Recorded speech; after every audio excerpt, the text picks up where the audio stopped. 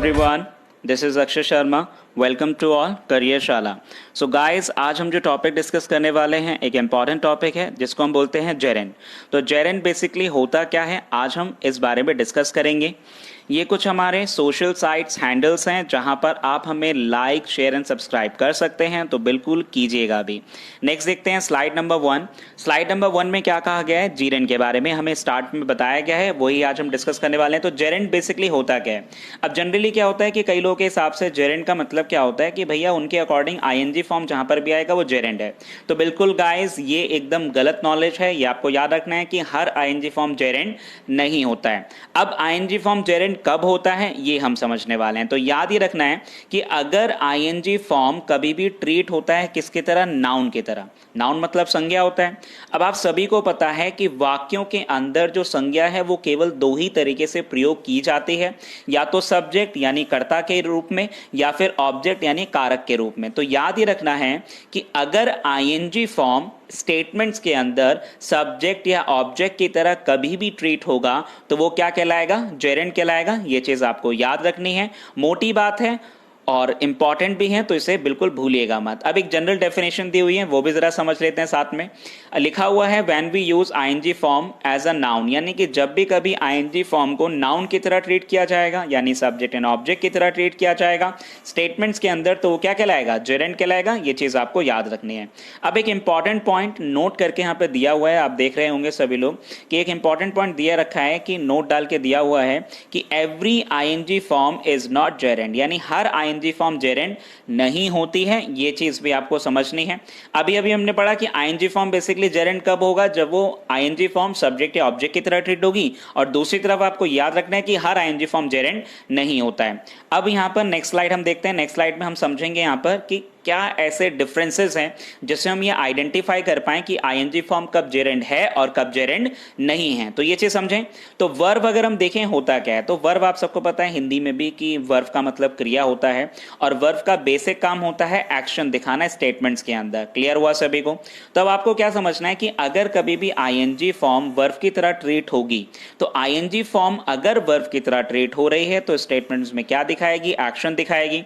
यानी याद रखिएगा कि अगर कभी भी आईएनजी फॉर्म आपका दिखा रही है एक्शन स्टेटमेंट्स के अंदर, तो वो क्या कहलाएगी, वर्ब कहलाएगी। ये आपको याद रखना है। वहीं जेरेंट हम लोग अभी अभी पढ़ के भी चुके हैं, अभी अभी हमने सीखा ही था कि जेरेंट मतलब वहीं अगर आईएनजी फॉर्म, याद रखना है गाइस कि अगर आईएनजी फॉर्म कभी भी सब्जेक्ट की तरह या फिर ऑब्जेक्ट की तरह स्टेटमेंट्स के अंदर होगा तो वो आपका क्या कहलाएगा, जेरेंट कहलाएगा। यानी आईएनजी के दो टाइप्स हैं यहाँ पर। वर्ब की फर्स्ट फॉर्म प्लस आईएनजी दो तरीके से यूज होती है। अगर एक्शन दिखाने के लिए यूज होगी तो वो क्या कहलाएगी, वर्ब कहलाएगी। वहीं सब्जेक्ट एंड ऑब्जेक्ट की तरह यूज होगी तो क्या कहलाएगी, जेरेंट कहलाएगी। ये चीज आपको याद रखनी है। बढ़ते हैं कुछ और इंपॉर्टेंट फैक्ट्स के साथ। अब ये तो हमने फैक्ट्स पढ़े कि बेसिक फैक्ट्स है क्या, कि जेरेंट कब है और अगर हम बात करें वर्ब कब है। इन्हीं को हम देखते हैं कुछ एग्जांपल्स के साथ रिलेट करके कि एग्जांपल्स अगर हो तो कैसे बनेंगे। तो देखते हैं एग्जांपल्स यहां पर। अभी एग्जाम्पल्स बहुत इजी लिए हुए हैं मैंने, ज्यादा टफ एग्जाम्पल लिए नहीं है ताकि आपको ज्यादा से ज्यादा और अच्छे से क्लियर हो। तो जरा ध्यान से समझें। लिखा हुआ है I am learning the driving. अब यहां पर आईएनजी फॉर्म लर्निंग भी है और आईएनजी फॉर्म ड्राइविंग भी है। हमें आइडेंटिफाई ये करना है कि आईएनजी फॉर्म कौन सी जेरेंट है और कौन सी वर्ब है। तो सबसे पहले अगर हम देखें आई एम लर्निंग, तो लर्निंग मतलब मैं क्या कर रहा हूं, सीख रहा हूं। तो सीख रहा हूं मतलब क्या हुआ, एक्शन हुआ। अब एक्शन है यानी कि आईएनजी फॉर्म लर्निंग जो है वो एक्शन दिखा रहा है, यानी ये वर्ब हुआ। वहीं ड्राइविंग किसकी तरह ट्रीट हो रहा है, यानी ऑब्जेक्ट की तरह ट्रीट हो रहा है, तो ये क्या हो गया, जेरेंट हो गया। कैसे ऑब्जेक्ट की तरह ट्रीट हो रहा है, दोबारा जरा समझेंगे।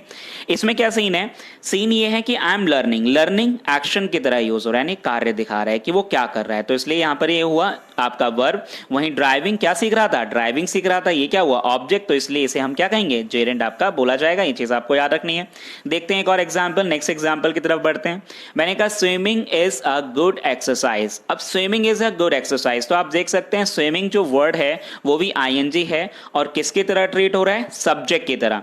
तो गाइस आपको याद रखना है कि अगर आईएनजी फॉर्म या तो ऑब्जेक्ट की तरह ट्रीट होगा तब भी वो जेरेंट है, वहीं अगर आईएनजी फॉर्म सब्जेक्ट की तरह ट्रीट हो रहा है तो भी वो क्या रहेगा, जेरेंट रहेगा। यानी स्विमिंग यहां पर क्या हुआ, जेरेंट हुआ। ये चीज आपको समझनी है। नेक्स्ट एग्जांपल लिखा है they are going for playing. अब मैंने जब कहा they are going for playing, तो गोइंग यहां पर क्या दिखा रहा है, एक्शन, क्योंकि वो क्या कर रहे हैं, जा रहे हैं। कहां जा रहे हैं, खेलने के लिए जा रहे हैं, प्लेइंग वर्ड यूज हो रहा है। तो गोइंग क्योंकि यहां पर एक्शन दिखा रहा था, तो यहां पर ये क्या कहलाएगा, वर्ब कहलाएगा। वहीं प्लेइंग वहां पर किसकी तरह ट्रीट हो रहा है, ऑब्जेक्ट की तरह, तो ये यहां पर क्या कहलाएगा, जेरेंड कहलाएगा। तो ये चीज आपको याद रखनी है बेसिकली कि गोइंग यहां पर वर्ब हुआ क्योंकि एक्शन है, प्लेइंग क्योंकि ऑब्जेक्ट है, इसलिए यहां पर क्या हुआ, जेरेंड हुआ। तो समझ में आ रहा होगा कि आईएनजी फॉर्म कब जेरेंड होता है और वही आईएनजी फॉर्म कब आपके पास वर्ब होगा। नेक्स्ट देखते हैं एक और एग्जांपल नंबर 4। एग्जांपल नंबर 4 कह रहा है आई लव रीडिंग। अब मैंने कहा आई लव रीडिंग, यानी मुझे रीडिंग जो है बहुत ज्यादा पसंद है, बहुत अच्छी लगती है। तो समझना क्या है कि रीडिंग एक वर्ड है जो यहां पर किसकी तरह ट्रीट हो रहा है, ऑब्जेक्ट की तरह, क्योंकि उसे क्या पसंद है, रीडिंग पसंद है, और ये ऑब्जेक्ट की तरह यहां पर ट्रीट हो रहा है। अब क्योंकि ये ऑब्जेक्ट की तरह ट्रीट हो रहा है तो इसे हम क्या बोलेंगे, आपका जीरेंड बोला जाएगा। तो ये चीज याद रखना है कि यहां पर रीडिंग जीरेंड है क्योंकि ये ऑब्जेक्ट की तरह यहां पर ये यूज हुआ। देखते हैं कुछ और एग्जांपल्स ताकि आपको और ज्यादा क्लियर हो। ये एग्जाम्पल नंबर 5 जरा समझते हैं, ध्यान से लिखा हुआ है Rashmi is going with Sita for shopping. तो रश्मि क्या कर रही है, जा रही है, गोइंग यूज हुआ यानी एक्शन दिखा रहा है, तो पता चली गया होगा वर्ब है।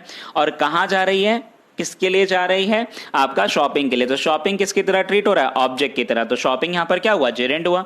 तो मुझे उम्मीद है क्लियर हुआ होगा कि गोइंग यहां पर क्या था, वर्ब था, यानी एक्शन दिखा रहा था इसलिए वर्ब हुआ। शॉपिंग यहां पर ऑब्जेक्ट था इसलिए क्या हुआ, जेरेंड हुआ। क्लियर हुआ सभी को, आगे देखते हैं। नेक्स्ट है he is eating without wasting, यानी कि वो खा रहा है बिना वेस्ट किए, यानी वेस्ट नहीं कर रहा है खाने को, पूरा खा रहा है, अच्छे से खा रहा है, चाट चाट के खा रहा है। तो जरा ध्यान से समझें, ईटिंग वर्ड यूज हुआ और वेस्टिंग वर्ड यूज हुआ। ईटिंग एक्शन दिखा रहा है तो सिंपल सी बात है वर्ब रहेगा, वहीं वेस्टिंग जो है क्या दिखा रहा है, ऑब्जेक्ट, तो ये यहां पर क्या कहलाएगा, जेरेंड कहलाएगा। तो ये चीज आपको याद रखनी है कि ईटिंग यहां पर क्या बना, आपका वर्ब बना, वहीं वेस्टिंग यहां पर क्या बना, आपका जेरेंड बना। मुझे उम्मीद है क्लियर हो रहा होगा सभी को, अच्छे से समझ में आ रहा होगा। देखते हैं एक और एग्जांपल नंबर 7। एग्जांपल क्या कह रहा है, my mother is collecting clothes for washing, यानी जो मेरी मम्मी है वो क्या कर रही है, सारे घर के कपड़े इकट्ठे कर रही हैं, किसके लिए, धुलाई के लिए, यानी वॉशिंग के लिए। तो आपको क्या समझना है, कलेक्टिंग भी आईएनजी फॉर्म है, वही वॉशिंग भी आपका आईएनजी फॉर्म है। अब यहां पर इंपॉर्टेंट बात यह है कि कलेक्टिंग यहां पर क्या दिखा रहा है, एक्शन दिखा रहा है, इसलिए वर्ब कहलाएगा। वॉशिंग यहां पर ऑब्जेक्ट की तरह ट्रीट हुआ, इसलिए इसे हम यहां पर क्या कहेंगे, आपका जेरेंड बोला जाएगा। मुझे उम्मीद है क्लियर हो रहा है। तो mother, my mother is collecting यहां पर आपका एक्शन दिखा रहा है इसलिए वर्ब हुआ, वहीं वॉशिंग वहां पर क्या दिखा रहा है, आपका ऑब्जेक्ट दिखा रहा है, इसलिए इसे जेरेंड कहा जाएगा। तो मुझे उम्मीद है क्लियर हो रहा होगा। नेक्स्ट देखते हैं एक और एग्जांपल। नेक्स्ट एग्जाम्पल कह रहे हैं some students are trying for singing, तो कुछ स्टूडेंट्स हैं जो कर रहे हैं, क्या कर रहे हैं, कोशिश कर रहे हैं। गाइस ट्राइंग लिखा हुआ है, किस चीज के लिए कोशिश कर रहे हैं, आपका सिंगिंग के लिए कोशिश कर रहे हैं। तो आपने क्या देखा कि ट्राइंग भी यहां पर आईएनजी है, सिंगिंग भी यहां पर आईएनजी है। ट्राइंग क्योंकि यहां पर एक्शन दिखा रहा है इसलिए इसे हम क्या बोलेंगे, वर्ब बोलेंगे। वहीं सिंगिंग यहां पर क्या दिखा रहा है, आपका ऑब्जेक्ट, इसलिए इसे यहां पर जेरेंड बोला जाएगा। तो मुझे उम्मीद है आपको समझ में आएगा ये सब चीजें। अब थोड़ा सा एक रिकॉल कर लेते हैं, अभी तक जो हमने पढ़ा उसके कुछ रिवीजन पॉइंट हैं, उनको भी जरा समझ लीजिए। तो लिखा हुआ है पॉइंट नंबर 1 कह रहे हैं पॉइंट्स टू रिमेंबर है, जो आपको हमेशा याद रखने हैं जब भी कभी जेरेंड के बारे में पढ़ें, समझें, बताएं किसी को, तो ये पॉइंट्स आपको लर्न रखने हैं, याद रखने, रट लेने एक तरीके से। तो देखते हैं पॉइंट नंबर 1 क्या कह रहे हैं, एवरी आईएनजी फॉर्म यानी एवरी आईएनजी यानी every verb plus ING is not gerund in the sentences. तो हम पढ़ ही चुके हैं कि हर आईएनजी फॉर्म जेरेंड नहीं होता है, ये आपको याद रखना है। दूसरी तरफ हमने अभी अभी पढ़ा भी था कि आईएनजी के अपने दो टाइप्स होते हैं, पहला होता है जेरेंड और दूसरा क्या है, वर्ब है। यानी वर्ब प्लस आईएनजी के अपने 2 टाइप्स होते हैं गाइस। पहला होता है वर्ब की तरह जब वो एक्शन दिखाएगा, दूसरा है जेरेंड की तरह जब वो सब्जेक्ट या ऑब्जेक्ट की जगह यूज किया जाएगा। तो ये चीज उम्मीद है क्लियर हुई होगी। नेक्स्ट लिखा हुआ है action is shown by verb, यानी आपको याद रखना है कि अगर आईएनजी फॉर्म एक्शन की तरह यूज हो रहा है तो वो वर्ब होगा, वहीं अगर आईएनजी फॉर्म सब्जेक्ट या ऑब्जेक्ट यानी नाउन की तरह ट्रीट हो रहा है तो क्या कहलाएगा, जेरेंड आपका कहलाएगा। ये भी आपको याद रखना है। नेक्स्ट पॉइंट कह रहा है gerund and verb are not same. तो ये हम पढ़ ही चुके हैं कि जेरेंड और जो वर्ब है वो सेम नहीं होते हैं किसी भी तरीके से, क्योंकि वर्ब जो है वो एक्शन दिखाता है और जेरेंड आपका सब्जेक्ट एंड ऑब्जेक्ट यानी नाउन को दिखाने में हमारी मदद करता है। तो मुझे उम्मीद है कि इन सभी एग्जांपल्स के साथ आपको और कुछ जो पॉइंट्स रिमेंबर हैं, जो इंपॉर्टेंट पॉइंट्स हैं, सबके साथ आपको जेरेंड बहुत अच्छे से क्लियर हुआ होगा। कैसा लगा ये सेशन आप लोगों को, वीडियो के अंत में जरूर बताएं। साथ ही क्या करें, लाइक शेयर एंड सब्सक्राइब करना बिल्कुल भी ना भूलें। तो गाइस याद रखिएगा, लाइक शेयर एंड सब्सक्राइब जरूर कीजिए और वीडियो के एंड में अपनी क्वेरी को कमेंट करके बताएं कि क्या ऐसी चीज थी जो अभी भी आपको क्लियर नहीं हुई है। Thanks to all, thanks to everyone.